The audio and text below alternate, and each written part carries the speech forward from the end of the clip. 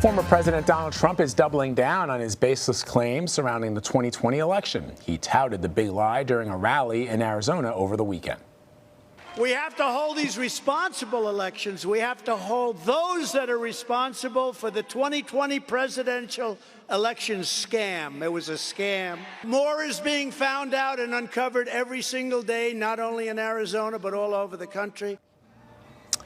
He addressed crowds of supporters during this event dubbed the, quote, rally for election integrity. Mr. Trump went on to praise the Arizona State Senate for its ongoing audit of the 2020 election in Maricopa County. He also took shots at the state Republican governor, Doug Ducey.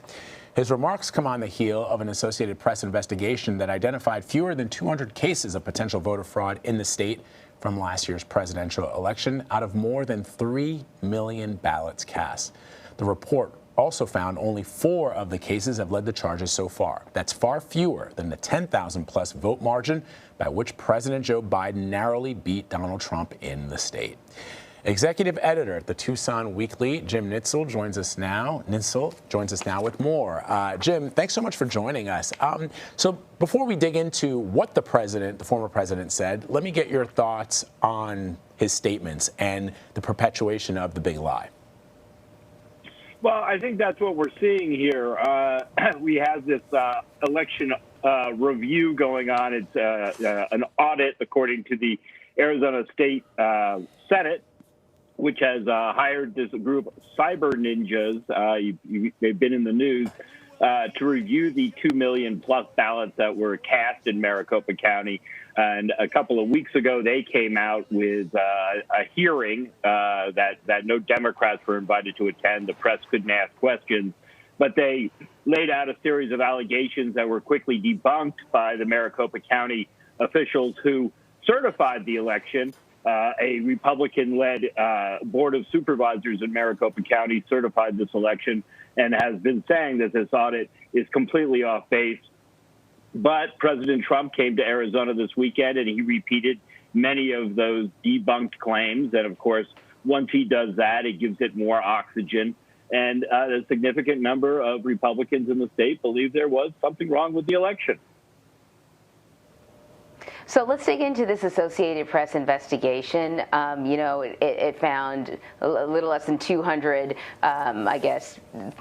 issues of concern that could be sort of possibly fraud. Only 4 actually rose to the level of getting into the criminal justice system, though. Can I presume that that means the 200-odd, less than 200-odd cases that they looked at were not deliberate attempts at fraud, and they were just sort of errors, or kind of what came out of that investigation?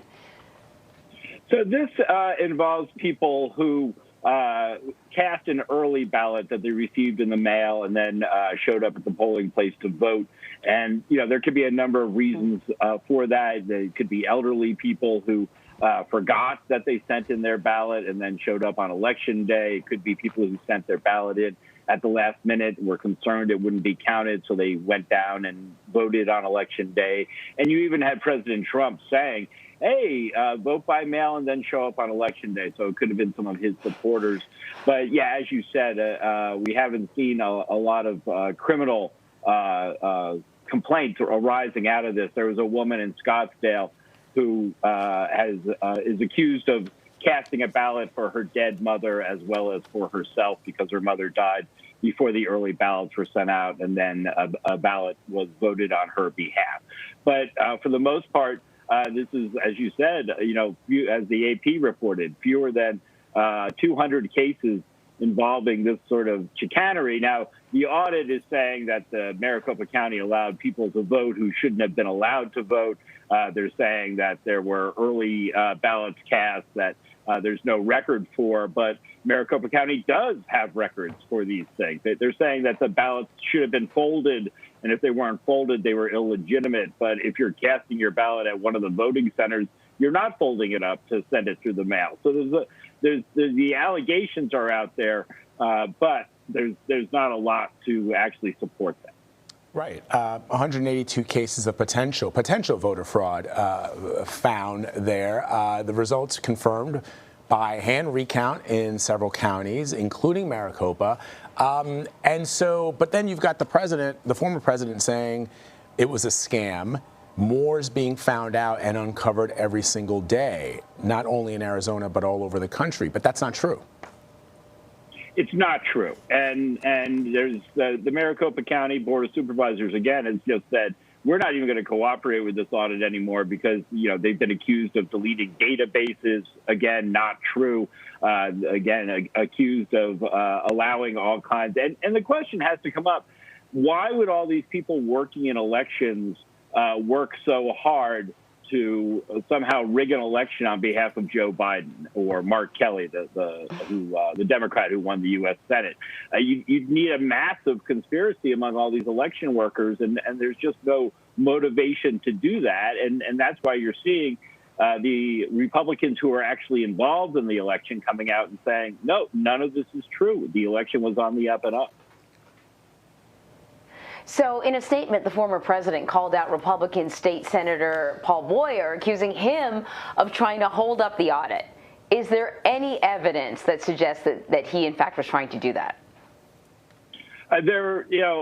Paul Boyer voted in favor of moving forward with this audit and then has had some buyer's remorse. He's been someone who was told the New York Times that the whole thing has been very silly, that these cyber ninjas don't know what they're doing, and that, frankly, he's embarrassed by what he's seeing unfold in Arizona.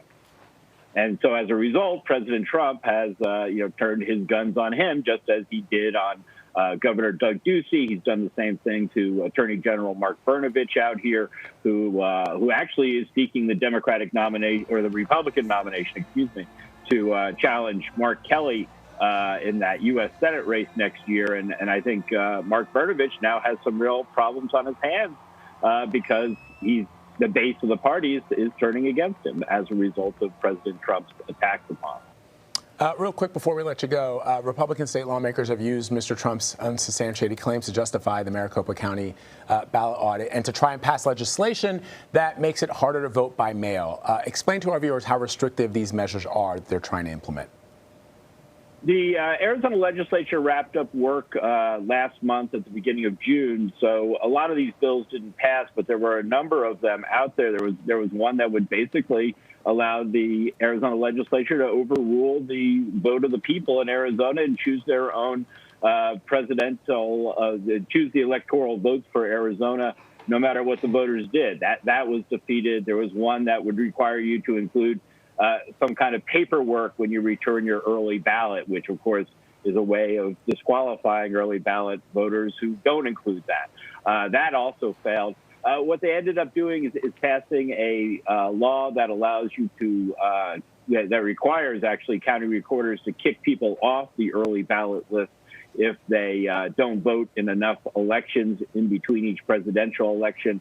So that was probably the most damaging thing that came out of that for people who generally just vote in presidential elections. They're going to have to sign up for that early ballot list every time from now on, rather than just having their ballots sent to their home.